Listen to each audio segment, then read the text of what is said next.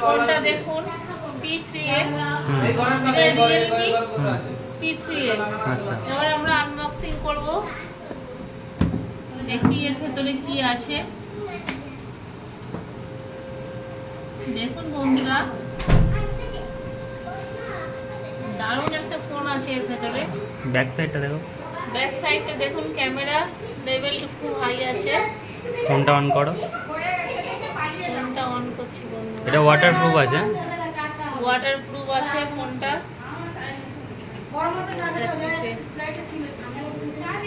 আর কি দিয়েছে? চার্জার দিয়েছে, তার সঙ্গে পিন একটা দিয়েছে।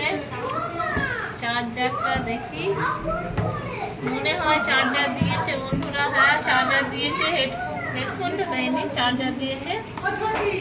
আর একটা পিন দিয়েছে, এই পিনটা এতে ছিল।